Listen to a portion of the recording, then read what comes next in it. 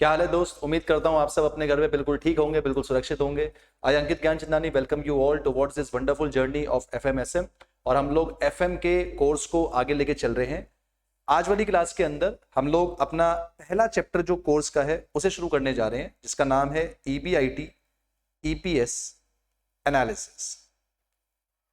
हमने पिछली क्लास में एफएम का पूरा एक इंट्रोडक्शन लिया था और हमने एफएम के इंट्रोडक्शन में काफी सारी बातें पढ़ी थी कि एफएम होता क्या है, एफएम के ऑब्जेक्टिव्स क्या हैं, इनकम स्टेटमेंट क्या है। इनकम स्टेटमेंट के अंदर हम लोगों ने ये दो वर्ड भी सीखे थे कि ईपीएस क्या है, ईबीआईटी क्या है।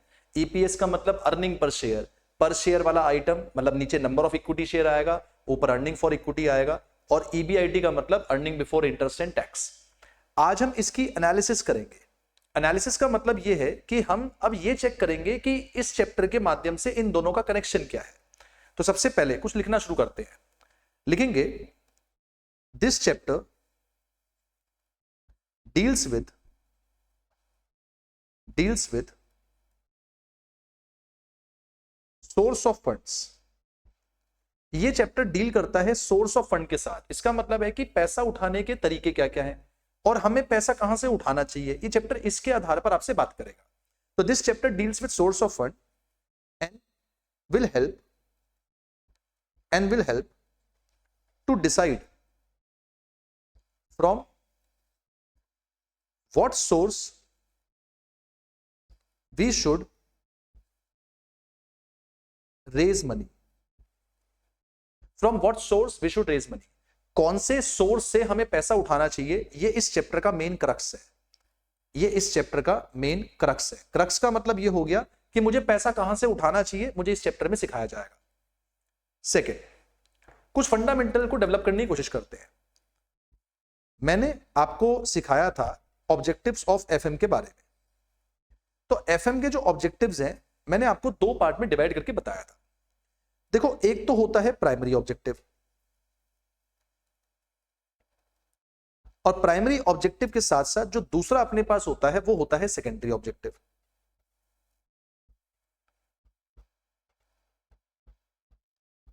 प्राइमरी ऑब्जेक्टिव में मैंने आपको सिखाया था कि कंपनी का जो मेन ऑब्जेक्टिव है वो ये है कि हमारा जो मार्केट प्राइस है पर शेयर वो मैक्सिमम आए। सेकेंडरी ऑब्जेक्टिव में मैंने आपको कई सारे ऑब्जेक्टिव पढ़ाए थे, पर इस पर्टिकुलर चैप्टर में ईबीआईटी ईपीएस में सेकेंडरी ऑब्जेक्टिव को मैं यहां पे ये लिख रहा हूं कि मेरा टारगेट तो है कि मेरा एमपीएस मैक्सिमम आए, पर किसी कारणवश मैं इस टारगेट तक नहीं पहुंच पा रहा due to lack of information. कि किसी क्वेश्चन में मेरे पे मार्केट प्राइस पर शेयर का डेटा नहीं दिया हुआ, मैं इस तक नहीं पहुंच पा रहा, तो मैं सेकेंडरी ऑब्जेक्टिव पे चले जाऊंगा। सेकेंडरी ऑब्जेक्टिव मेरा ये है कि कम से कम मेरा अर्निंग पर शेयर तो मैक्सिमम हो ही जाए। टारगेट क्या है कि मैक्सिमम मार्केट प्राइस पर शेयर आ जाए, पर किसी कारणवश अगर मैं इस मैक्सिमम मार्केट प्राइस पर शेयर तक नहीं पहुंच पा रहा, तो किसी तरीके से भैया सेकेंडरी ऑब्जेक्टिव पे पहुंच जाओ, अर्निंग पर शेयर आपका मैक्सिमम हो जाए। तो यहां से एक कंक्लूजन बना। कंक्लूजन ये बना, we will select that particular source of fund that gives either maximum MPS या फिर मैक्सिमम ईपीएस। इस पूरे चैप्टर में हमें यह समझना है कि पैसा कहां से उठाएं। तो पैसा हम लोग उस सोर्स से उठाएंगे जिस सोर्स से पैसा उठाने पे मेरा एमपीएस ज्यादा आ जाए या फिर मेरा जो ईपीएस है वो ज्यादा आ जाए। बड़ी सिंपल सी बात है। आगे थोड़ा सा हम लोग अपनी इनकम स्टेटमेंट को आगे भी लेके चलेंगे। इनकम स्टेटमेंट को मैं एक बार फिर से बना रहा हूं ताकि आपको क्लैरिटी मिल जाए कि हम लोगों ने लास्ट क्लास में क्या पढ़ा था। तो थोड़ा सा एक बार इसको समझते हैं। मैंने आपको लास्ट क्लास में इस इनकम स्टेटमेंट के बारे में पढ़ाया था और मैंने इनकम स्टेटमेंट के अंदर आपको काफी सारी बातों को लिखवाया था, जिसके अंदर मैंने आपको यह बताया था कि सबसे पहले हम लोग अपनी सेल्स को लेते हैं, सेल्स में से हम लोग अपनी ऑपरेटिंग कॉस्ट को माइनस करते हैं, तो हमारा ईबीआईटी निकल कर आता है। ऑपरेटिंग कॉस्ट का मतलब होता है वेरिएबल कॉस्ट और फिक्स कॉस्ट। तो पहले आप अपनी वेरिएबल कॉस्ट हटाओगे, फिर आप अपनी फिक्स कॉस्ट, जिसमें मैंने आपको यह सिखाया था कि सेल्स में से वेरिएबल कॉस्ट हटा देंगे तो कंट्रीब्यूशन आएगा, और सेल्स में से वेरिएबल कॉस्ट हटा के कंट्रीब्यूशन आ गया, फिक्स कॉस्ट भी हटा देंगे तो हमारा EBIT आ जाएगा। ये मैंने आपको सिखाया था। अल्टीमेटली इस EBIT में से हम माइनस कर देंगे इंटरेस्ट, तो आ जाएगा आपका EBT। अल्टीमेटली इस EBT में से हम लोग माइनस कर देंगे हमारा टैक्स, तो आ जाएगा EAT। इसमें से हम माइनस कर देंगे प्रेफरेंस डिविडेंड, तो आ जाएगा earning for equity. Now see carefully, इस अर्निंग फॉर इक्विटी को अगर मैं डिवाइड कर दूंगा नंबर ऑफ इक्विटी शेयर से, तो मेरे क्वेश्चन में निकल कर आ जाएगा EPS। ये भी मैंने आपको लास्ट क्लास में बताया था, इंट्रोडक्टरी क्लास के अंदर, कि अर्निंग फॉर इक्विटी को नंबर ऑफ इक्विटी शेयर से डिवाइड कर दो तो EPS आता है।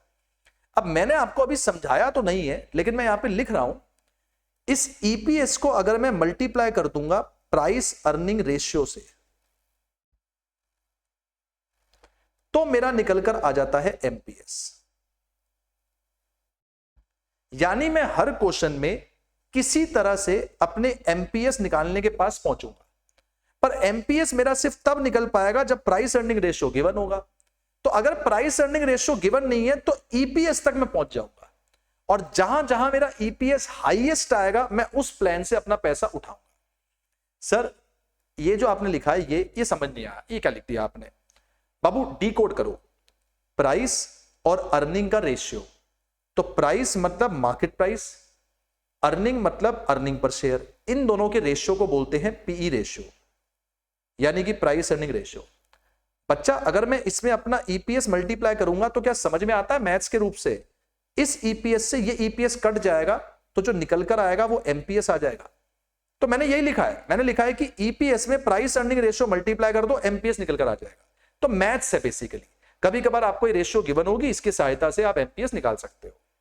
अच्छा एक बात और, मैंने आपको ये सिखाया था कि ऑपरेटिंग कॉस्ट की जगह वेरिएबल फिक्स ले सकते हैं, और मैंने आपको यह भी सिखाया था कि ये जो फिक्स कॉस्ट होती है इसकी जगह पर भी हम दो चीजें ले सकते हैं, एक फिक्स कॉस्ट एक्सक्लूडिंग डेप्रिसिएशन और एक डेप्रिसिएशन।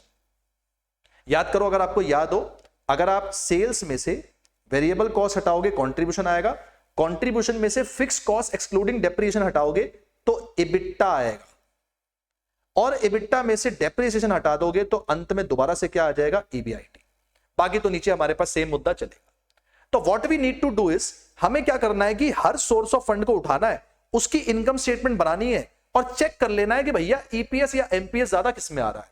अगर MPS निकल सकता है तो MPS तक पहुंचो, MPS नहीं निकल सकता EPS तक पहुंचो।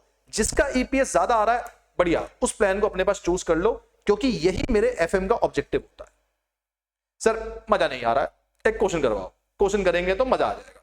आइए आपको एक क्वेश्चन कराते हैं फटाक से, बिल्कुल एकदम, और आपको सारी कथा समझ में आना शुरू हो जाएगी। आइए कुछ क्वेश्चन देखते हैं। ये हमारे पास क्वेश्चन है, हम जो यूनिट पढ़ रहे हैं इस यूनिट का नाम है कैपिटल स्ट्रक्चर। ये एक बड़ा यूनिट है और इसके अंदर हम जो अभी पढ़ रहे हैं ये सिर्फ हम EBIT EPS को पढ़ रहे हैं।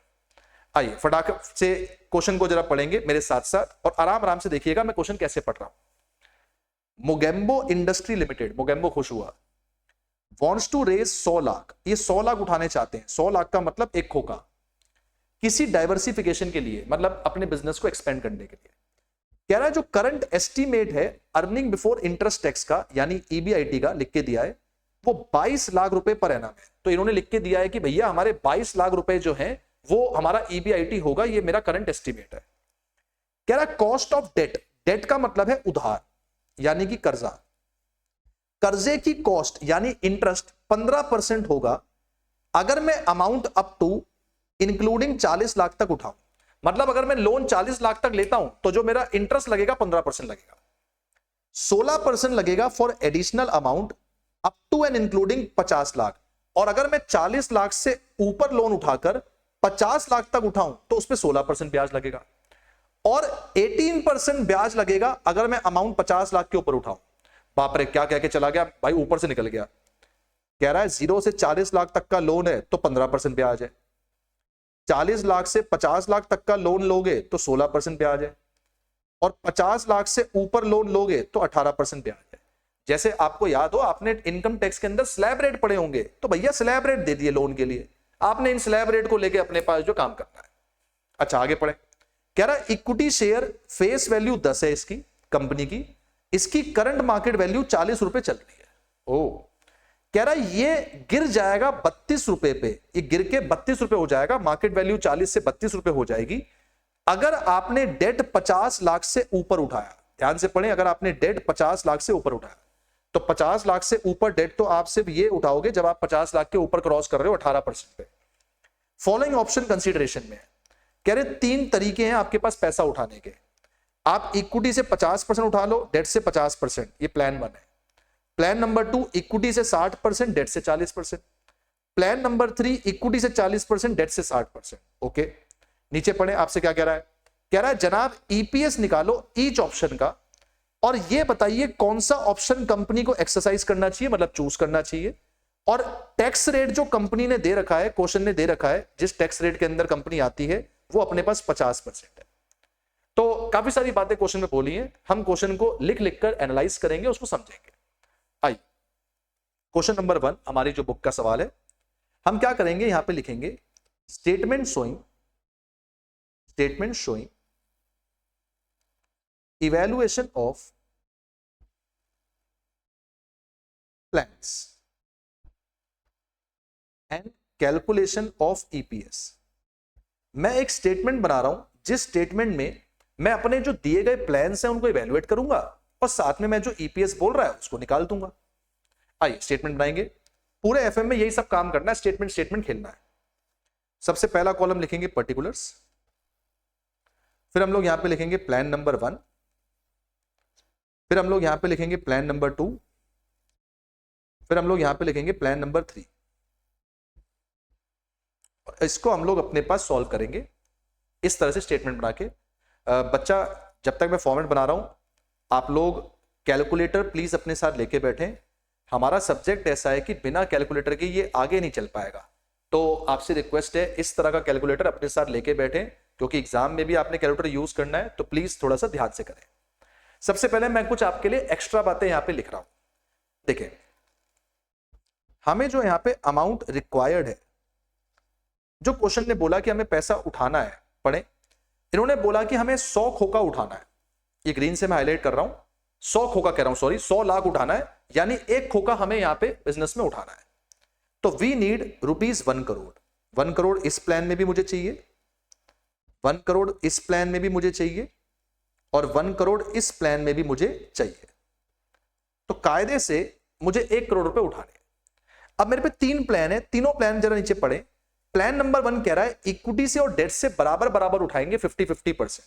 तो अगर मैं इसको ऐसे तोड़ दूं, इक्विटी डेट 50-50%, इसका मतलब कि जो मैं इक्विटी से पैसा उठाऊंगा वो 50 लाख उठाऊंगा और जो मैं डेट से पैसा उठाऊंगा वो 50 लाख उठाऊंगा। ये मेरे पहले प्लान की जानकारी है। दूसरे प्लान के बारे में अगर मैं बात करूं तो इन्होंने बोला इक्विटी से 60, डेट से 40।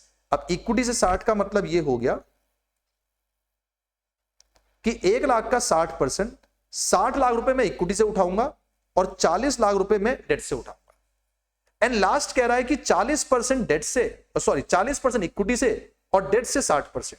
अब इसको लिख देते हैं, इक्विटी से अब की बार है 40% और डेट से 60%। इसका मतलब अब की बार 40 लाख इक्विटी और 60 लाख का डेट।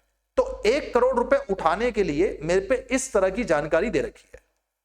आप चाहो तो पेपर में ये इतनी जानकारी अवॉइड कर सकते हो, इसके साथ में लिख रहा हूं नॉट फॉर एग्जाम्स। लेकिन मैं, क्योंकि पहला क्वेश्चन है तो आपको हर चीज डिटेल में बताना चाहता हूं, तो मैंने आपको ये डिटेल में लिख के बता दिया है। बाकी चाहो तो आप पेपर में इसको छोड़ सकते हो। अब हम अपनी इनकम स्टेटमेंट शुरू करते हैं।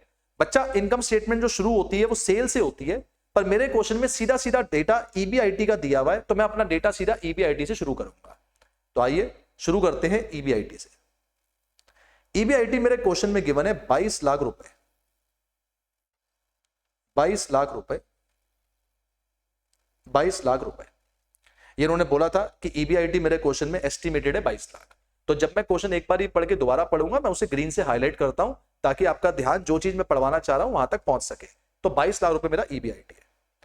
अब हम लोग भली भांति जानते हैं कि ईबीआईटी में से सबसे पहले माइनस होता है इंटरेस्ट, लेकिन यहां इंटरेस्ट के भी स्लैब रेट दे रखे हैं, तो हम लिख के दिखाएंगे।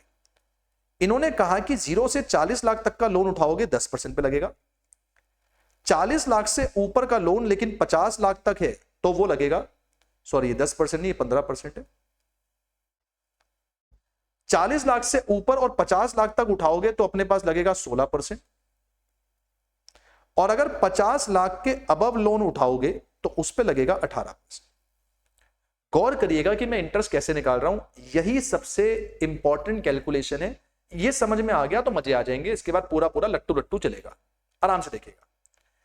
पहले वाले प्लान में मैं लोन ले रहा हूं 50 लाख का, डेट मतलब लोन, लोन मतलब 50 लाख। तो 50 लाख का लोन का मतलब यह है कि 40 लाख तक के लोन पर तो 15% ब्याज लगेगा। तो यहां पे मैं फटाफट से ऐसे लिख देता हूं, 40 लाख का 15%, इसका मतलब इस पे जो मेरा ब्याज लगेगा 40 लाख का 15% हो गया 6 लाख। अब क्योंकि मेरा लोन 50 लाख का है तो 40 लाख तक तो लग गया। अब 40 से 50 कितना लोन बचा? 10 लाख। तो 10 लाख के ऊपर मेरा इंटरेस्ट लगेगा 16%, और 16% इंटरेस्ट आ जाएगा 160। अगर आपने इनकम टैक्स में स्लैब रेट पढ़ा हुआ है तो आपको ये बड़ा आसान लग रहा होगा, एंड आई एम अज्यूमिंग कि आपने पढ़ा हुआ है। और अगर नहीं पढ़ा हुआ है तो ऐसे सोचो, 50 लाख का लोन है जिसमें से 40 लाख के लोन के ऊपर लगेगा 15%, 40 लाख के ऊपर जितना भी है 50 लाख तक यानी 10 लाख, उस पर लगेगा 16%।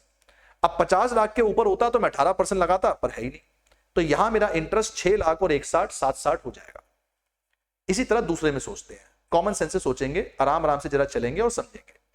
अब डेट 40 लाख है, अगर अब डेट 40 लाख है तो अब तो सिर्फ 40 लाख पे 15% ही लगेगा, तो ये इंटरेस्ट कितना आएगा? 6 लाख। अब 40 लाख के ऊपर है ही नहीं तो ये भी नहीं लगेगा, ये भी नहीं लगेगा। भैया ये दोनों तो तब लगते ना जब 40 लाख के ऊपर होता, 50 लाख के ऊपर होता, पर ये तो है ही नहीं। अच्छा तीसरा देखो, तीसरे में लोन 60 लाख है। अब इसको समझो, अब 40 लाख तक लगेगा 15%, जिसका मतलब ये हो गया कि ये हो गया 6 लाख। फिर 40 लाख से 50 लाख तक, इसका मतलब 10 लाख पे लगेगा 16%, जिसका मतलब ये हो गया 160। और फिर 50 लाख के ऊपर कितना है बच्चा? ये 60 लाख है, तो 50 लाख के ऊपर कितना है? ये भी 10 लाख। इस पे लगेगा 18%, जो कि हो गया 1,80,000। ऐसे आपने इंटरेस्ट को निकालना है। उम्मीद करता हूं कि आपको इंटरेस्ट निकालना आया होगा। इंटरेस्ट की कैलकुलेशन सबसे बढ़िया होती है, सबसे हैवी होती है, तो इसको आपने बिल्कुल सावधानी पूर्वक करना है। थोड़ा सा मैं फॉर्मेट नीचे एक्सटेंड कर देता हूं। चलिए अब हम लोग इसको सॉल्व करते हैं। बच्चा पार्टी, ईबीआईटी में से इंटरेस्ट चला गया तो बचेगा ईबीटी। आइए जरा ईबीटी निकालेंगे। 22 लाख में से 760 चला गया तो ये अपने पास आ गया 1440। बच्चा पार्टी 22 लाख में से चला गया 6 लाख तो ये अपने पास बच गया 16 लाख। बच्चा पार्टी 22 लाख में से चला गया 6 लाख, चला गया 160, चला गया 180, ये अपने पास बच गया 12,60,000। This would be my EBT. EBT में से माइनस कर देंगे टैक्स। टैक्स हमारे क्वेश्चन में 50% है, ये पढ़िए 50%। 50% जो टैक्स है बच्चा पार्टी इस पे लगेगा, जो ईबीटी है उसके ऊपर लगेगा। तो 1440 का 50% हो जाएगा 720, 16 लाख का 50% 8 लाख, और 1260 का 50% 630। माइनस करेंगे, निकल कर आएगा earning after tax, which would be 720, which would be 8 lakh, and which would be 630। बच्चा पार्टी ईएटी में से माइनस करते हैं प्रेफरेंस डिविडेंड। अनफॉर्चुनेटली मेरे क्वेश्चन में कोई प्रेफरेंस डिविडेंड नहीं है। भाई अगर होता तो इक्विटी डेट के अलावा प्रेफरेंस भी तो देता। मैं तो यहां पे प्रेफरेंस से पैसा ही नहीं उठा रहा, तो प्रेफरेंस डिविडेंड है नहीं, है नहीं, है नहीं। इसका मतलब अर्निंग फॉर टैक्स के बाद या अर्निंग आफ्टर टैक्स के बाद अर्निंग फॉर इक्विटी जो आएगा वो भी सेम ही आ जाएगा, 720, 8 लाख और 630। अब अगर किसी तरह से मैं इसको डिवाइड कर दूं नंबर ऑफ इक्विटी शेयर से, तो मेरा फाइनल आंसर जो निकलकर आ जाएगा वो बच्चा पार्टी निकलकर आ जाएगा ईपीएस। और जिसका ईपीएस ज्यादा होगा मैं उस प्लान को सिलेक्ट कर लूंगा। नंबर ऑफ इक्विटी शेयर निकालना एक कला है, ये एक मेन कंसेप्ट है। इसको थोड़ा समझते हैं कि कैसे निकालना है। मेरे बच्चे, नंबर ऑफ इक्विटी शेयर को निकालने का यह तरीका होता है कि आपने इक्विटी से कितने फंड रेस करे और divided by market price of equity share. आपने इक्विटी से कितना पैसा उठाया वो divided by market price of equity share. तो पहले चेक कर लेते हैं इक्विटी से हमने कितना कितना पैसा उठाया। ये चेक करें बेटा, इक्विटी से हमने पैसा उठाया 50 लाख, 60 लाख, 40 लाख। तो मेरे बच्चे 50, 60 और 40, तो यहां पे लिख लेते हैं। इक्विटी से मैंने पैसा उठाया 50 लाख, इक्विटी से मैंने पैसा उठाया 60 लाख, इक्विटी से मैंने पैसा उठाया 40 लाख। इसको अगर मैं डिवाइड कर दूं एमपीएस से, अब जरा एमपीएस चेक करते हैं, क्वेश्चन में मार्केट प्राइस जो क्या चल रहा है एक बार उसको चेक करते हैं। तो ये पढ़े, आराम से पढ़िएगा, सब समझ में आएगा। फेस वैल्यू 10 है, कह रहा है जो करंट मार्केट वैल्यू चल रही है वो 40 है। ओके, आराम से पढ़िएगा। लेकिन ये एक्सपेक्टेड टू फॉल है, ये करंट मार्केट वैल्यू जो 40 है लग रहा है कि गिर जाएगी। कितने पे गिर जाएगी? 32 से पहले एक वर्ड लिखा हुआ है टू। आप जानते हो बाय 32 और टू 32 में बेटा फर्क है। अगर मैं बोलूं 40 की चीज गिरकर 32 हो जाएगी तो मैं बोल रहा हूं टू 32, और मैं बोल रहा हूं 40 की चीज 32 से गिर जाएगी तो मैं बोल रहा हूं बाय 32। इसका मतलब ये कह रहा है कि अभी मार्केट वैल्यू 40 है लेकिन ये गिर के 32 हो जाएगी अगर, ध्यान से पढ़िए क्या लिखा है, अगर लोन यानी डेट 50 लाख से ऊपर लिया। अगर आपने लोन 50 लाख के ऊपर लिया तो मार्केट वैल्यू 32 हो जाएगी, पर अगर आपने लोन 50 लाख तक लिया तो मार्केट वैल्यू 40 रहेगी। एक बार चेक करते हैं कि लोन 50 लाख से ऊपर कहां लिया है। बच्चा चेक करना, लोन 50 लाख के ऊपर यहां तो नहीं लिया, यहां तो खाली 50 लाख है, यहां 40 लाख यहां भी नहीं लिया, यहां 60 लाख, ये देखो 50 लाख के ऊपर लोन लिया है। तो जब कभी भी आप लोन 50 लाख के ऊपर लोगे मार्केट वैल्यू 32 हो जाएगी, उसके अलावा मार्केट वैल्यू 40 रहेगी। इसका मतलब यहां मार्केट वैल्यू 40 रहेगी, यहां 40 रहेगी, यहां 32 हो जाएगी। एक और बार फिर से दोबारा से देखेंगे, मुझे पता है आपको इसमें डाउट आया होगा लेकिन फिर से एक बार समझते हैं। नंबर ऑफ इक्विटी शेयर निकालने के लिए ऊपर लेना है कितने फंड इक्विटी से उठाए, नीचे लेना है मार्केट प्राइस। तो मैंने इक्विटी से उठाया 50 लाख, 60 लाख, 40 लाख। सर कहां से मिला? 50, 60, 40। इसलिए मैंने आपको ये लिखवाया था ताकि आपको चिंता ना हो। अब मेरे क्वेश्चन ने बोला है कि अगर आप लोन 50 लाख तक उठाते हो, अप टू 50 लाख, तो मार्केट वैल्यू 40 रहेगी। लेकिन अगर आप लोन 50 लाख के बियॉन्ड उठाते हो, बियॉन्ड मतलब ज्यादा, तो मार्केट वैल्यू 32 होगी। तो आप लोन चेक कर लो 50 लाख के ऊपर कहां है, लोन 50 लाख के ऊपर सिर्फ तीसरे प्लान में है, तो तीसरे प्लान में मार्केट वैल्यू 32 हो जाएगी, बाकी दो में 40 रहेगी। खत्म। इसको सॉल्व कर लेते हैं, बताइए कितना कितना इक्विटी शेयर आया? 50 लाख डिवाइड बाय 40, तो पहले वाले में इक्विटी शेयर आ गए, number of equity share 125। 60 lakh बटा 40 दूसरे वाले में इक्विटी शेयर आ गए 1.5 लाख, और 40 लाख बटा 32 इसमें इक्विटी शेयर आ गए 125। बच्चा पार्टी, इसको सॉल्व करेंगे। 7 20 by 125, 8 lakh by 1.5 lakh, 6 30 by 125। जब आप इसको सॉल्व कर लेंगे तो ये अपने पास निकल कर आ जाएगा 5.76 रुपीज।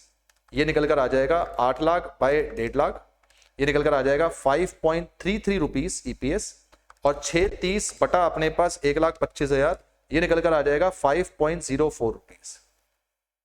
मेरे दोस्त ईपीएस निकल कर आ गया। क्योंकि ईपीएस निकल कर आ गया तो अब मैं यहां पे नीचे अपना कंक्लूजन लिख सकता हूं, और कंक्लूजन में लिखूंगा as per above statement we should choose. हमें चूज करना चाहिए। बताओ कौन सा प्लान चूज करूं? सबसे ज्यादा ईपीएस किस में आ रहा है? इसमें 5.33, इसमें 5.04, इसमें 5.76, तो सबसे ज्यादा आ रहा है 5.76। We should choose plan number 1 as it gives maximum EPS। क्योंकि ये सबसे ज्यादा EPS दे रहा है तो मुझे इस प्लान को चूज करना चाहिए। लिटरली बता रहा हूं, ऐसे ही क्वेश्चन आते हैं, लिटरली ऐसे ही। अगर आपको समझ में आ गया तो एफएम आपको भैया बहुत आसान लगने वाला है। बस तैयारी करते टाइम पे एक चीज का खास ध्यान रखना कि अपनी स्टेटमेंट साफ साफ बनाएं, फिगर्स अपनी साफ साफ लिखें, और जो भी कैलकुलेशन करें कैलकुलेशन को कैलकुलेटर के साथ करें ताकि कोई भी परेशानी ना हो, क्योंकि अगर एक आध फिगर गलत होगी तो फिर पूरा क्वेश्चन गलत हो जाएगा। इस तरीके से आपने इसको लेके चलना है। मजा नहीं आ रहा है, एक क्वेश्चन और करेंगे, बिल्कुल स्वाद ही नहीं आया इस क्वेश्चन में। आइए एक क्वेश्चन जरा और करते हैं, थोड़ा सा आगे और चलते हैं। पढ़िए, कहता है जी crime master Gogo private limited को अपने पास 12 लाख रुपए की जरूरत है ताकि ये एक नई फैक्ट्री इंस्टॉल करा सके, और इससे आपका सालाना ईबीआईटी 2 लाख रुपए का निकलेगा। अच्छा, कह रहा है कंपनी का ऑब्जेक्टिव ईपीएस मैक्सिमाइज करने का है। बाबू ईपीएस मैक्सिमाइज करने का मतलब हो गया कि जिस प्लान का ईपीएस सबसे ज्यादा आएगा हम उसको चूज कर लेंगे। पढ़े, it is considering possibility of issuing equity share plus raising a debt of 2 lakh, 6 lakh और 10 लाख। कह रहा है हम इक्विटी शेयर से पैसा उठाएंगे और हम डेट से पैसा उठाएंगे। डेट 2 लाख का हो सकता है, 6 लाख का हो सकता है, 10 लाख का हो सकता है। कह रहा है करंट मार्केट प्राइस 40 है, जो कि ड्रॉप हो जाएगा 25 पर अगर मार्केट की बोरोइंग 7.5 लाख के ऊपर हो जाए। सेम पॉइंट है कि अभी 40 का प्राइस चल रहा है, पर गिर के ये जो प्राइस अपने पास है 25 का हो जाएगा अगर मार्केट की बोरोइंग 7.5 लाख को क्रॉस कर जाए। एक्सीड का मतलब होता है क्रॉस करना। आगे पढ़े, कह रहा है कॉस्ट ऑफ बोरोइंग जो हमारे पास दे रखा है वो है 2.5 लाख तक 10%, 2.5 लाख 1 रुपए से 6.25 तक 14% और 6.25 1 से 10 लाख तक 16%। कह रहा है टैक्स रेट आपका 50% है। आप ईपीएस निकालो और ये बताइए कौन सा प्लान हमें चूज करना चाहिए जिससे ऑब्जेक्टिव ऑफ मैनेजमेंट मीट हो जाए, मतलब ऑब्जेक्टिव ऑफ मैनेजमेंट पूरा हो जाए। आइए जरा फटाफट से इसको करेंगे। पहले जैसे प्लान जैसा ही करना है, तो लिखेंगे क्वेश्चन नंबर 2, फिर से statement showing evaluation of plans and calculation of EPS. Format बनाते हैं सबसे पहले। यहां भी 3 प्लान्स है, यहां लिखेंगे पर्टिकुलर्स, प्लान 1, प्लान 2, प्लान 3। और जैसा मैंने पिछले क्वेश्चन में आपको बताया था वैसे ही बताऊंगा। सबसे पहले हमें यहां पे अमाउंट रिक्वायर्ड कितनी है, हालांकि ये आपके एग्जाम में जरूरत नहीं होती करने की, लेकिन मेरा फर्ज बनता है कि मैं आपको बताऊं ताकि आप प्रैक्टिस अच्छी कर सको। मेरे दोस्त, मुझे 12 लाख रुपए उठाने हैं। 12 लाख रुपए को जो मुझे उठाना है, उन्होंने मुझे 2 तरीके बताए हैं कि एक आप उठा सकते हो इक्विटी से और डेट से, इक्विटी और डेट से, इक्विटी और डेट से। और डेट की मात्रा इसने मैं खुद ही निकाल के दे दी। पढ़े जरा डेट की मात्रा कितनी दे दी इसने। ये कह रहा है कि डेट की मात्रा अपने पास है 2 लाख, 6 लाख और 10 लाख। तो पहले प्लान में डेट 2 लाख है, इसमें 6 लाख है, इसमें 10 लाख है। यानी बट ऑब्वियसली कि अगर 12 में से 2 का डेट है तो 10 का इक्विटी होगा। 12 में से 6 का अपने पास डेट है तो इसका मतलब है 6 का इक्विटी होगा, और 12 में से 10 का डेट है तो इसका मतलब 2 का इक्विटी होगा। ये मुझे जानकारी मिल गई। आप चाहो तो इस जानकारी को अवॉइड भी कर सकते हो, लेकिन मैंने इसको पूरा बना दिया है, बाकी आपकी मर्जी है। अच्छा, नीचे पहले फॉर्मेट को थोड़ा और एक्सटेंड कर लेते हैं ताकि फॉर्मेट को हमें बार बार एक्सटेंड ना करना पड़े। चलिए शुरू करते हैं बच्चा। यहां पर आके लिखेंगे सबसे पहले ईबीआईटी। ईबीआईटी हमारे क्वेश्चन में दिया हुआ है 2 लाख, 2 लाख, 2 लाख, 2 लाख। माइनस करेंगे इंटरेस्ट, और याद करिए मैंने अभी इंटरेस्ट आपको कैसे बताया था। तो स्लैब रेट दे रखे, कहता है जी अप टू 2.5 लाख पे आपका जो ब्याज लगेगा वो लगेगा 10%। फिर कहता है कि 2.5 लाख से ऊपर, मतलब 2.5 लाख 1 रुपए से लेकर 6.25 तक 14%, और 6.25 1 रुपए से लेके 10 लाख तक 16%। ज्यादा सीआईडी मत बन जाना कि सर अगर 10 लाख के ऊपर हुआ तो कितना। अबे 10 लाख के ऊपर लोन कहीं है ही नहीं, तो ज्यादा सीआईडी मत बनना कि 10 लाख के ऊपर कितना, थोड़ा ध्यान से। चलो, अब पहले वाले प्लान में लोन है 2 लाख का। 2 लाख का लोन तो ये पहली कैटेगरी में ही आ जाएगा, अप टू 2.5 लाख है, तो सीधा इस पे इंटरेस्ट लग जाएगा 2 लाख का 10%, यानी कितना 20। आगे दूसरे में लोन है 6 लाख, तो 6 लाख में पहले 2.5 लाख पर तो 10% ही लगेगा। पहले 2.5 लाख पे 10% मतलब 25।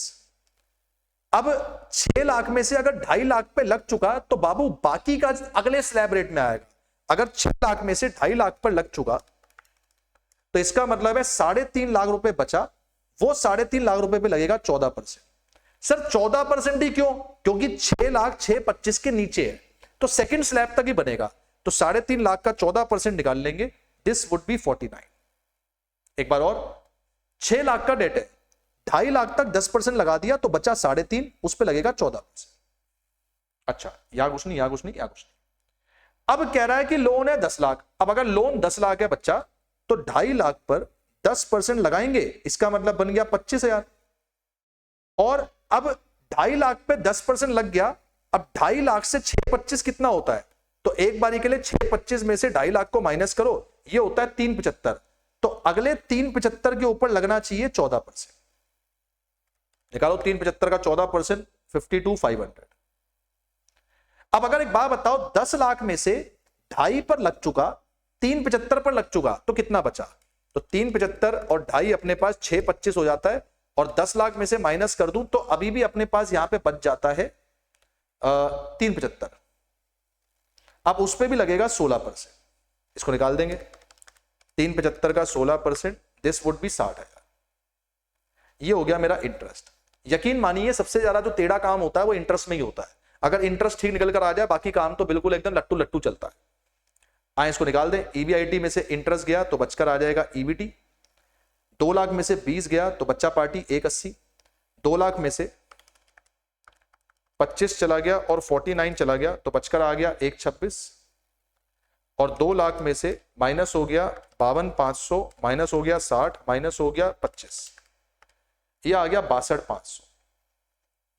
अब इसमें से अपन को माइनस करना है टैक्स। टैक्स 50% है, 50% इस वाली वैल्यू पे।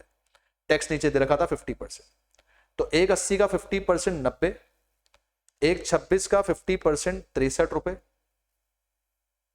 और 62,500 का 50% दैट वुड बी 31,250। अब जो निकल कर आएगा इसे अपन बोलते हैं earning after tax, that would be 90, that would be 63, that would be 31,250। मेरे बच्चे, क्योंकि क्वेश्चन में प्रेफरेंस डिविडेंड नहीं है तो EAT he earning for equity होगा।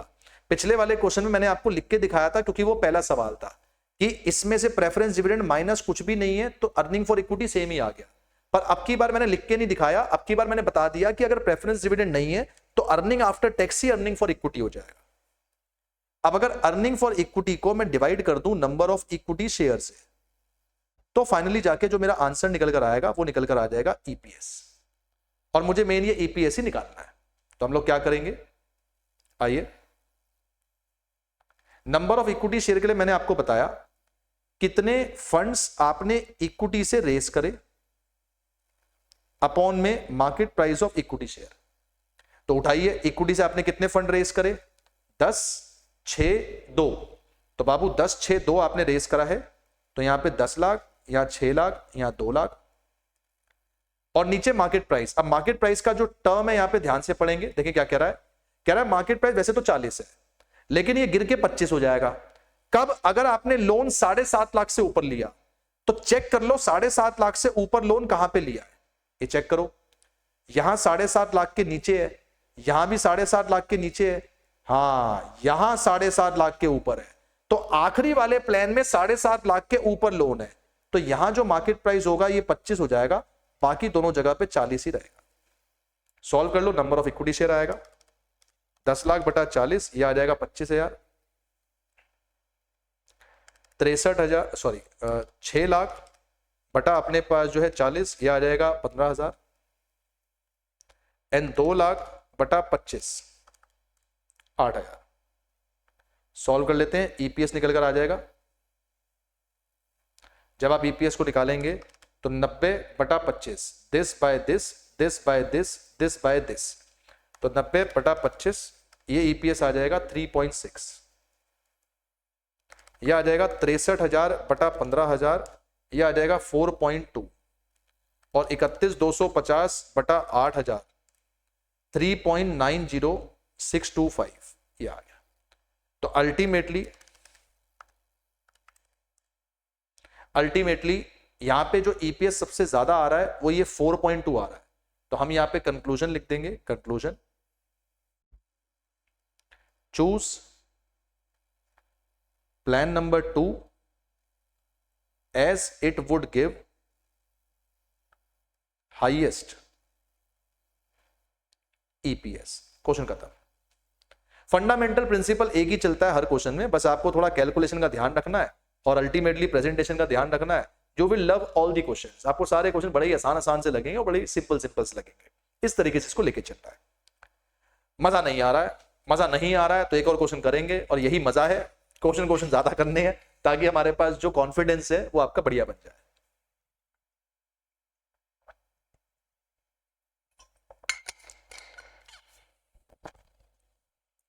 तो we would be starting another question. आइए जरा चेक करते हैं। नेक्स्ट क्वेश्चन अपने पास है, ये पढ़े, आराम से पढ़ेंगे। Question number 3, Baburao Ganpat Rao Apte limited, ओहो हेरा फेरी, कह रहा है कि इनके पास पूरा इक्विटी कैपिटल स्ट्रक्चर है। अच्छा जी, कह रहा है इनके पास 1 लाख ऑर्डिनरी शेयर्स हैं। ऑर्डिनरी मतलब इक्विटी शेयर 10-10 रुपए के हैं। ओह, कह रहा है फर्म अपने पास जो है 2.5 लाख रुपए रेस करना चाहता है और इनके पास 3 अल्टरनेटिव मेथड्स हैं। अच्छा, 2.5 लाख रुपए उठाना चाहते हैं, 3 मेथड्स हैं। या तो पूरे 25,000 इक्विटी शेयर इशू कर दो 10-10 रुपए के, अच्छा, या तो 2.5 लाख रुपए 8% पे लोन पे ले लो, ओ, या फिर 2500 प्रेफरेंस शेयर। ले जाइए, स्वागत है प्रेफरेंस शेयर जी आपका। प्रेफरेंस शेयर 2500 इशू कर दो 100 रुपए के एट 8% डिविडेंड। कह रहा है फर्म का expected EBIT, earning before interest tax after additional investment 3,12,500 है, टैक्स रेट 50% है। आपसे कह रहा है EPS तीनों प्लान में बताओ। गौर करना बेटा, ये क्वेश्चन थोड़ा बाकी क्वेश्चनों से अलग है। क्यों अलग है, थोड़ा गौर करें, लिसन केयरफुली। इस क्वेश्चन में पहले के इक्विटी शेयर भी दे रखे हैं और कंपनी जो नया पैसा उठाना चाह रही है वो भी दे रखा है। जब कभी भी आपके पास क्वेश्चन ऐसा हो कि पहले का भी कुछ डेटा हो और अभी का भी कुछ डेटा हो, तो आप पहले दोनों को जोड़कर यह पता लगाओ कि अब उनका नया कैपिटल स्ट्रक्चर क्या होगा। आइए मैं इसको आपको लिख के दिखाता हूं, ध्यान दीजिएगा कैसे। बच्चा पार्टी, क्वेश्चन नंबर 3 पे लगाएंगे EQ। ये आपने एग्जाम से एक दिन पहले जरूर रिवाइज करना है। एंड जो क्वेश्चन नंबर 1 आपने किया था उस पर भी लगाएंगे EQ। एग्जाम से एक दिन पहले आपने इसको जरूर करना है। जिस क्वेश्चन पे मैं EQ मार्क करता हूं वो क्वेश्चन आपके पास जो है बढ़िया क्वेश्चन है। तो सबसे पहले हम लोग यहां पे लिखेंगे evaluation of EPS of all 3 different plan. All 3 different plan का जो EPS है मुझे वो निकालना है। यहां लिखेंगे पर्टिकुलर्स, यहां लिखेंगे प्लान नंबर 1, यहां लिखेंगे प्लान नंबर 2, यहां लिखेंगे प्लान नंबर 3। फॉर्मेट एक बार को बना लीजिए। अब मैं यहां पे अपने पास कुछ चीजें लिखूंगा, ध्यान देना। न्यू कैपिटल स्ट्रक्चर, नई वाली कंपनी, या ये कह लीजिए कि इसी कंपनी का जो नया कैपिटल स्ट्रक्चर होगा वो कैसा होगा। तो इसमें मैं सबसे पहले लिखूंगा एग्जिस्टिंग। एग्जिस्टिंग इनके पास इक्विटी शेयर पड़े हुए, इक्विटी शेयर इनके पास पड़े हुए 1 लाख शेयर 10-10 रुपए के। तो पहले से इनके पास 1 लाख शेयर 10-10 रुपए के हैं। इसका मतलब 10 लाख रुपए के share capital, equity share capital इनके पास पहले से। इक्विटी शेयर कैपिटल यहां पर भी 10 लाख इनके पास पहले से। ये लो रुपीज मैंने एक ही बारी में ऊपर लिख दिया, बार बार लिखने की जरूरत नहीं है। और इसी तरह से यहां पर भी इक्विटी शेयर कैपिटल इनके पास 10 लाख रुपए है। अब इनको जो नया पैसा उठाना है वो उठाना है 2.5 लाख रुपए। 2.5 लाख रुपए ये पहले वाले प्लान में कह रहे हैं कि पूरे इक्विटी शेयर से उठाएंगे, 25,000 रुपए इक्विटी शेयर से उठाएंगे। तो ये भी इनके पास इक्विटी शेयर कैपिटल से ही आएगा कि 25,000 शेयर 10-10 रुपए के इशू कर दो, तो ये 2.5 लाख रुपए इक्विटी शेयर से ही आएंगे। अच्छा, दूसरे वाले प्लान में कह रहा है कि आप 2.5 लाख रुपए बोरो कर लो 8% पे। तो दूसरे वाले प्लान में 8% लोन आ जाएगा 2.5 लाख का। और तीसरे वाले प्लान में कह रहा है कि प्रेफरेंस शेयर इशू कर दो 2500-100 रुपए के। तो 9% प्रेफरेंस शेयर कैपिटल आ गई, 2500 प्रेफरेंस शेयर 100 रुपए के। इसका मतलब है 2.5 लाख रुपए यहां पे हमारे पास हम प्रेफरेंस शेयर से उठाएंगे। तो अल्टीमेटली मेरे बच्चे, मैंने कैपिटल स्ट्रक्चर लिख दिया कि इस कंपनी में अगर मैं प्लान 1 से चलूं तो मेरे पे क्या होगा। प्लान 1 से चलूं तो मेरे पे पहले का इक्विटी 10 लाख है, नया इक्विटी 2.5 लाख आ जाएगा। प्लान 2 से चलूं तो पहला इक्विटी 10 लाख है, नया इक्विटी की बजाय लोन आ जाएगा। और प्लान 3 से चलूं तो भैया पहला इक्विटी 10 लाख है और नए वाले प्रेफरेंस शेयर आ जाएंगे जो कि कितने 2.5 लाख। अच्छा, प्रेफरेंस शेयर का जो रेट है ये 8% है, तो ये 9% प्रेफरेंस शेयर नहीं है, ये 8% है, इसको 8% लिखेंगे। ये हमारे पास डेटा है। चलिए अब इसके आधार पे मैं अपना क्वेश्चन शुरू करता हूं और तीनों का जरा EPS निकाल दूंगा। आए मुन्ना आए। सबसे पहले लेंगे EBIT। EBIT पढ़े, क्वेश्चन में दिया हुआ है 3/12/500। तो शुरू करते हैं 3/12/500, 3/12/500 3/12/500। जो 3/12/500 का हमारा ईबीआईटी है, इसमें से हम लोग जो है माइनस कर देंगे हमारा इंटरेस्ट। इंटरेस्ट हमारे पास लगता है सिर्फ लोन पर, ओनली लोन। बाबू इक्विटी शेयर पर, ये पूरा इक्विटी शेयर है, इस पे कोई इंटरेस्ट नहीं है। ये इक्विटी शेयर प्रेफरेंस शेयर, इस पे भी कोई इंटरेस्ट नहीं है। तो इंटरेस्ट सिर्फ इस पे लगेगा, सेकंड वाले प्लान पे, और वो भी कितना, 2.5 लाख पे 8%। तो यहां पे लिखेंगे, इधर आएगा इंटरेस्ट 2.5 लाख पे 8%। अगर मैं ये 2.5 लाख पे 8% निकाल लेता हूं, ये आ जाएगा 20,000 रुपए। बाकी इंटरेस्ट यहां कुछ नहीं, यहां कुछ नहीं। और अगर ईबीआईटी में से इंटरेस्ट चला गया तो बचकर आ जाएगा ईबीटी। 3/12/500, 3/12/500 में से 20 चला गया, 292500, और ये भी 3/12/500। इसमें से अपन माइनस कर देंगे टैक्स। टैक्स हमारे क्वेश्चन में है 50%। 3/12/500 का 50%, 156,250, ये भी 156,250। 292500 का 50%, 146,250। ये निकल कर आ गया आपके पास earning after tax.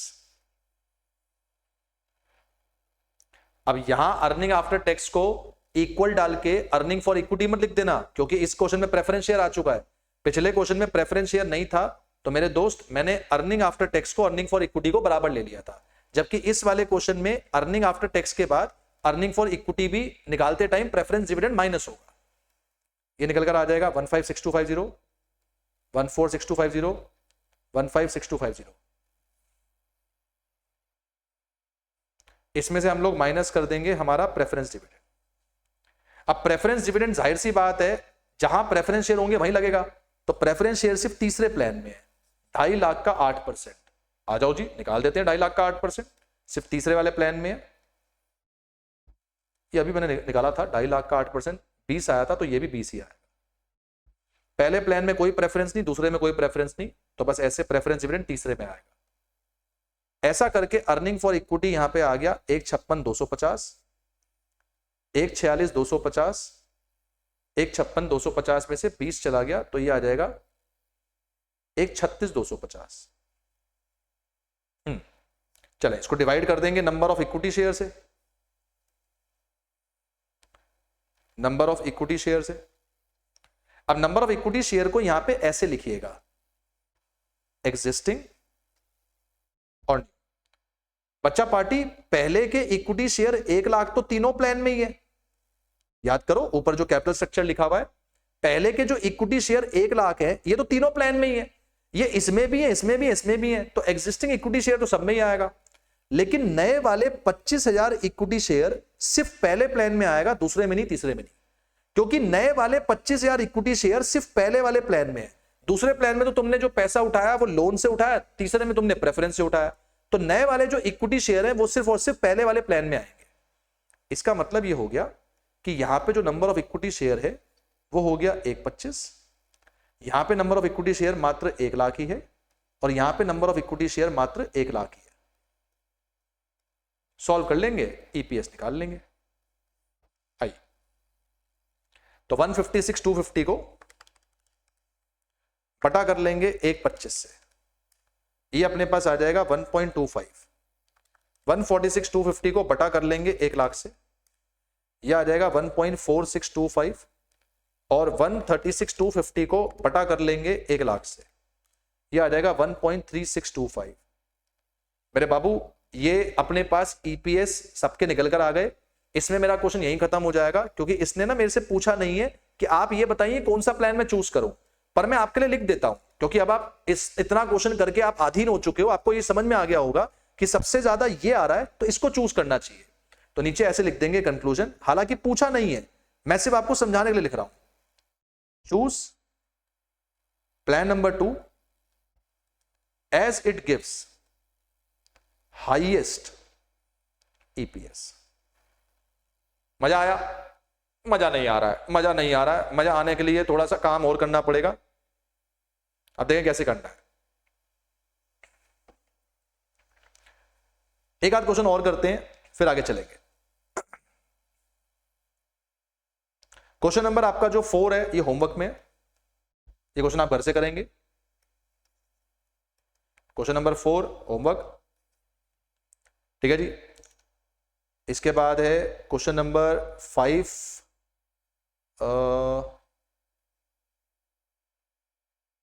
Question number 5 जो है EQ, आज का लास्ट क्वेश्चन, एक ये और करेंगे, उसके बाद फिर हम लोग जो आगे चल सकते हैं। पढ़िए क्वेश्चन नंबर 5। मुन्ना भाई एंटरप्राइजेस एक प्रॉफिट मेकिंग कंपनी है, इनकी पेड अप कैपिटल 100 लाख की है, बोले तो एक खोखा है, जिसमें 10 लाख ऑर्डिनरी शेयर, ऑर्डिनरी मतलब इक्विटी शेयर है 10-10 रुपए के, तो कुल मिला के इनके पास 10 लाख इक्विटी शेयर है 10-10 रुपए के। ओके, कह रहा करंटली इनका एनुअल प्री टैक्स प्रॉफिट जो है वो 60 लाख रुपीस का है। ये एनुअल प्री टैक्स प्रॉफिट का मतलब ये हो गया, प्री टैक्स प्रॉफिट मतलब कि ईबीटी, प्री टैक्स मतलब टैक्स से पहले ईबीटी। कह रहा कंपनी के शेयर लिस्टेड है और कोट हो रहे हैं इन स्टॉक एक्सचेंज 50 से 80 के बीच में, मतलब कंपनी का जो शेयर है वो 50 से 80 के बीच में चलता है। अच्छा, मैनेजमेंट अपनी प्रोडक्शन डाइवर्सिफाई करना चाहती है और इसकी कॉस्ट लगेगी 50 लाख, मतलब इन्वेस्टमेंट करना चाहती है 50 लाख रुपए लगेंगे, और ऐसा करने से प्री टैक्स इनकम निकल कर आएगा 40 लाख रुपए का। अच्छा, तो पहले जो प्री टैक्स प्रॉफिट अपने पास है वो 60 लाख का है, अगर मैं कहीं से 50 लाख रुपए और उठा लूं तो मेरी प्री टैक्स इनकम 40 लाख की और हो जाएगी। तो 60 लाख तो मैं पहले ही कमा रहा हूं, 40 लाख में और कमा लूंगा, अल्टीमेटली मेरी जो इनकम है वो 100 लाख की हो जाएगी, अगर मैं कहीं से पैसा उठाने में कामयाब हो गया तो। ठीक है, कह रहा है to raise this additional capital following option हमारे कंसीडरेशन में है। कुछ प्लान्स हमें बता रखे हैं, जरा एक एक करके प्लान को पढ़ते हैं। पहला प्लान कह रहा है कि आप इक्विटी शेयर कैपिटल इशू करो सारी की सारी एडिशनल अमाउंट के लिए, मतलब 50 लाख के पूरे पूरे इक्विटी शेयर इशू कर दो। नए शेयर जो आप इशू करोगे 10 रुपए की फेस वैल्यू होगी और इनको आप प्रीमियम पे बेचोगे 15। बाबू 10 का शेयर 15 का प्रीमियम, तो यहां पे जो इशू प्राइस है वो हो जाएगा 25, 10 का शेयर 15 का प्रीमियम।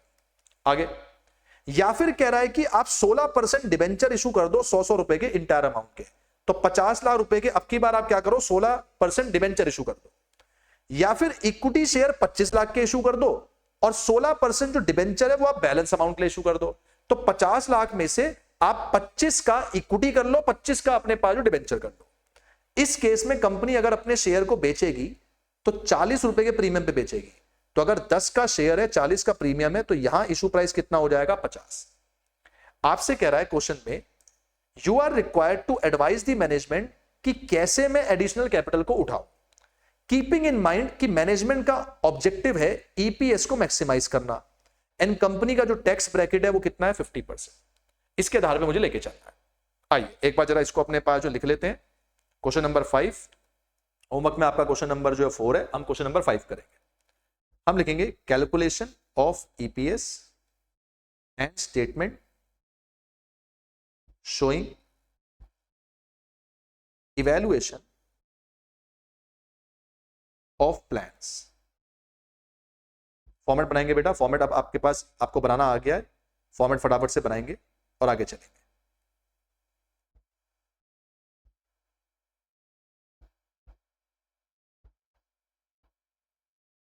चलिए शुरू करते हैं।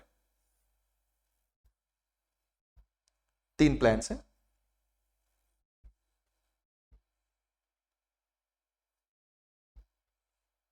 यहां पे लिखेंगे अपने पास हम लोग पर्टिकुलर्स, प्लान 1, प्लान 2, प्लान 3। इसको हम लोग अपने पास जो सॉल्व कर लेंगे फटाफट से, देखें कैसे करना है, थोड़ा ध्यान देंगे।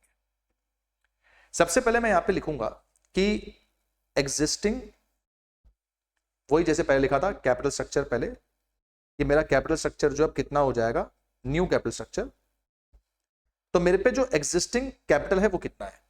एग्जिस्टिंग हमारे पास जो कैपिटल है वो है बच्चे 100 लाख का, यानी 10 लाख शेयर है 10-10 रुपए के। तो एग्जिस्टिंग में हमारे पास इक्विटी शेयर कैपिटल है जो कि 10 लाख शेयर है 10-10 रुपए के। इसका मतलब 1 करोड़ की इक्विटी शेयर कैपिटल यहां भी है, 1 करोड़ की इक्विटी शेयर कैपिटल यहां भी है और 1 करोड़ की इक्विटी शेयर कैपिटल यहां भी है। अल्टीमेटली इक्विटी शेयर कैपिटल आपके पास पहले से दे रखी है। अब जो मुझे नया पैसा उठाना है वो नया पैसा मुझे उठाना है 50 लाख रुपए, और 50 लाख रुपए मैं इक्विटी से उठा सकता हूं या डेट से उठा सकता हूं। डेट 16% डेट बोल रहा है। पहले वाले प्लान में कह रहा है कि आप पूरे इक्विटी शेयर से पैसा उठा लो, तो पहले वाले प्लान में मैं पूरे 50 लाख इक्विटी से उठाऊंगा, डेट से कुछ नहीं। दूसरे वाले प्लान में कह रहा है कि पूरा पैसा डिवेंचर से उठा लो, तो दूसरे वाले प्लान में मैं पूरा का पूरा पैसा डिवेंचर से उठा लूंगा, इक्विटी से कुछ नहीं। और तीसरे वाले प्लान में कह रहा है कि 25 इक्विटी से उठा लो, 25 डिवेंचर से उठा लो, तो 25 यहां पे उठा लेंगे इक्विटी से और 25 यहां पे उठा लेंगे डिवेंचर से। ये मेरा कैपिटल स्ट्रक्चर है। अब यहां से मैं अपने क्वेश्चन को जो है वो शुरू करूंगा और लिखना शुरू करूंगा। सबसे पहले ईबीआईटी, गौर से जरा बात को सुनना, ये क्वेश्चन भी अपने पास ईक्यू है, ध्यान दीजिएगा मैं क्या कह रहा हूं, आराम से सुनिएगा।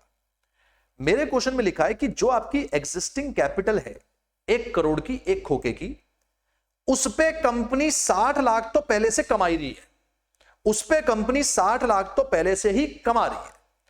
अगर कंपनी कामयाब हो जाए 50 लाख रुपए और अपने पास उठाने में, तो कंपनी इस पे 40 लाख और कमा लेगी। तो मुझे बताओ, 60 मैं पहले से कमा रहा हूं, 40 मैं और कमा लूंगा, तो 60 लाख प्लस 40 लाख, यानी जो मेरा नया वाला ईबीआईटी हो जाएगा वो हो जाएगा 1 खोखा, 1 करोड़, 1 करोड़, 1 करोड़।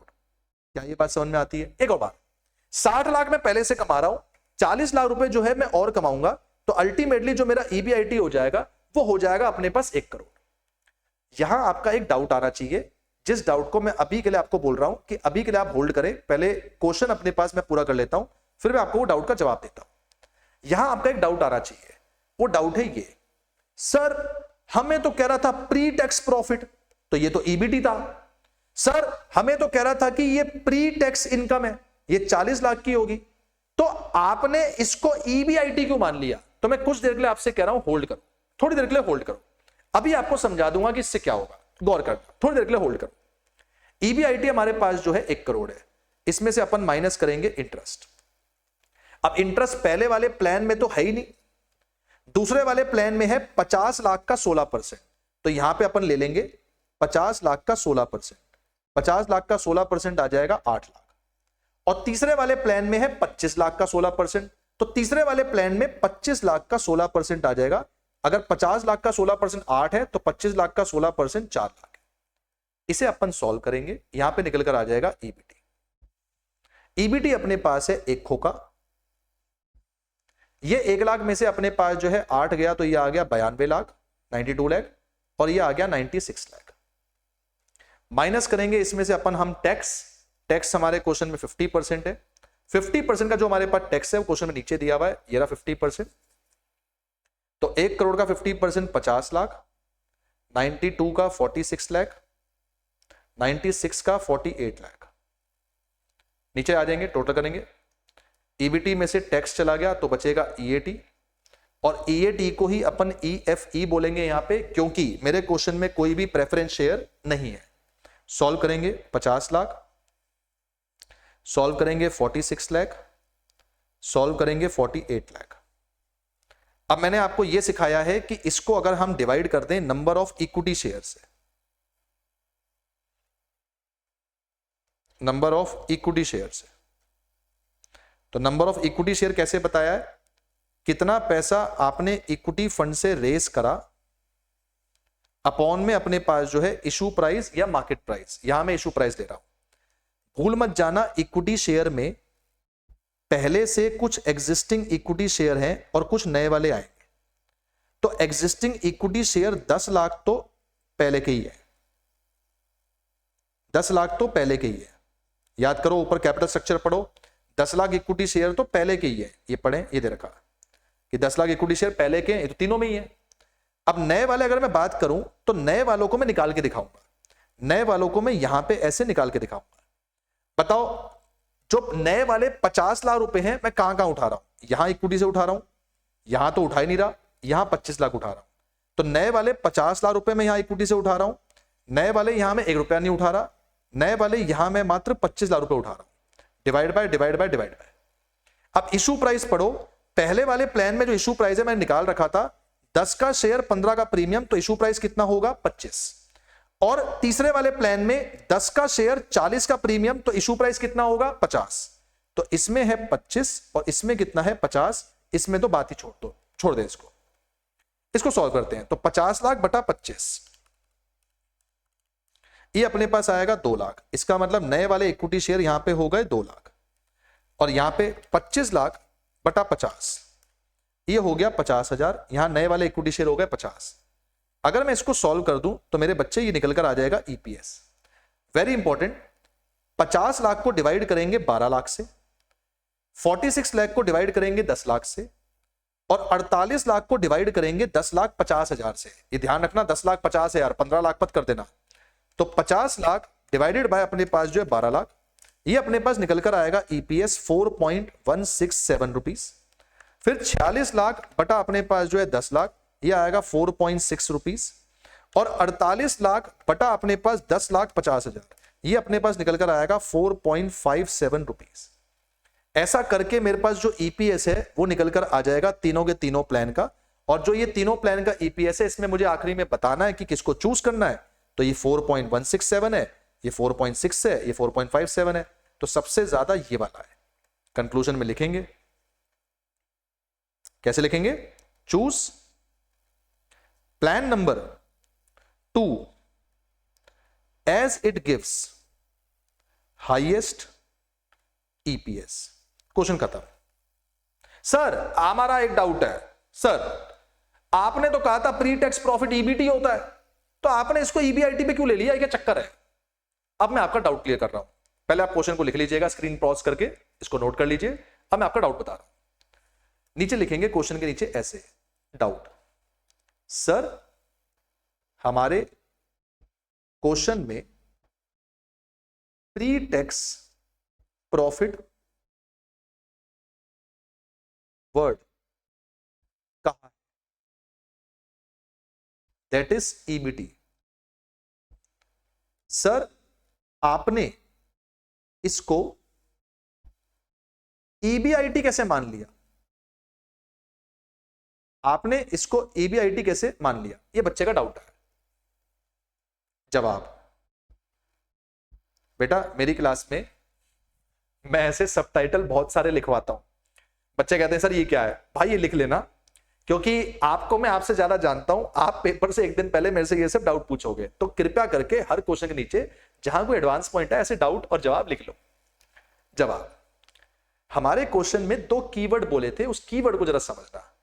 हमारे क्वेश्चन में ये कीवर्ड लिखा था, आइए मैं आपको एक कीवर्ड एक बार दिखा देता हूं हाईलाइट करके। ये देखिए, मुन्ना भाई एंटरप्राइजेस प्रॉफिट मेकिंग कंपनी है, इसके पास पेड अप कैपिटल 100 लाख की है, जिसमें 10 लाख शेयर है। तो भाई साहब ये जो कंपनी पहले से थी, इसके पास सिर्फ इक्विटी शेयर कैपिटल थी। अर्लियर इस कंपनी के पास ओनली इक्विटी शेयर कैपिटल थी। तो देयरफॉर, गौर करना, इनकम स्टेटमेंट में ईबीआईटी में इंटरेस्ट जाता है तो ईबीटी बचता है। आपकी बात बिल्कुल सही है कि क्वेश्चन ने मुझे ईबीटी दिया हुआ है 60 लाख, लेकिन मेरे बच्चे अगर क्वेश्चन में ये पूरी की पूरी एक इक्विटी फाइनेंस कंपनी है, इस कंपनी के पास सिर्फ इक्विटी शेयर कैपिटल था, तो देयरफॉर इसके पास कोई भी डेट नहीं था। जब इसके पास कोई डेट नहीं था तो इसका मतलब इंटरेस्ट जीरो था। जब इसके पास इंटरेस्ट जीरो था तो मेरे बाबू ये 60 लाख का ईबीआईटी भी तो रहा होगा। अच्छा सर ऐसा सोचना पड़ेगा। ओह भाई साहब पॉइंट दो कितना सुंदर है। बोला हुआ है प्री टैक्स प्रॉफिट। अब प्री टैक्स प्रॉफिट एक ऐसी कंपनी का है जो कंपनी पूरी पूरी इक्विटी शेयर कैपिटल पे चल रही है, तो उस पर कोई डेट ही नहीं है। बाबू अगर डेट नहीं है तो इंटरेस्ट नहीं है। तो मेरे बच्चे अगर ईबीटी 60 है और इंटरेस्ट कुछ नहीं है तो ईबीआईटी भी तो 60 होगा। तो आपका जो डाउट का जो जवाब है वो ये हो गया कि ये 60 लाख रुपए तो मेरा ईबीआईटी भी हो सकता है। पहला, सर ये तो समझ में आ गया कि आपने 60 लाख को ईबीआईटी ले लिया, ये हमारी खोपड़ी में घुस गया। अरे सर लेकिन बाद में प्री टैक्स इनकम लिखा है तो ये भी तो ईबीटी है, इसको कैसे आपने ईबीआईटी मान लिया? बच्चे बात को समझना, जब मैं कोई भी नया पैसा उठाता हूं, चाहे इक्विटी से उठाऊं, प्रेफरेंस से उठाऊं, डेट से उठाऊं, नए पैसे उठाते टाइम मैं अपने दिमाग में एक अर्निंग एंटीसिपेट करता हूं। वो जो अर्निंग होती है वो हमेशा ईबीआईटी होती है, हमेशा, एवरी सिंगल टाइम ईबीआईटी होती है। पता नहीं आपने गौर कराओ या नहीं, क्वेश्चन पढ़ते टाइम मैंने इसको तो ईबीटी लिखा था, पर मैंने इसको ईबीटी नहीं लिखा था। जब आप कहीं से भी पैसा उठाओगे, जैसे आज मैं सोच रहा हूं आज मैं 50 लाख रुपए उठाऊं, आज मैं सोच रहा हूं कि 10 लाख रुपए उठाऊं, आज मैं सोच रहा हूं 20 लाख रुपए उठाऊं, तो पहले मैं अपने मन में बैठ के डिसाइड करूंगा, अरे यार इसको उठाने से मेरा लाभ कितना होगा, फायदा कितना होगा।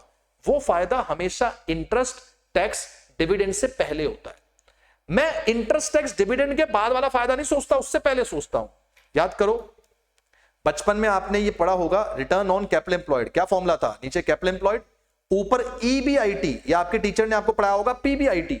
मतलब मेरी कैपिटल जो मैं बिजनेस में लगाने वाला हूं उस पे मेरा अर्निंग टैक्स जो इंटरेस्ट डिविडेंड है उससे पहले कितनी होगी, तो मेरे को हमेशा पीबीआईटी लेना होता है।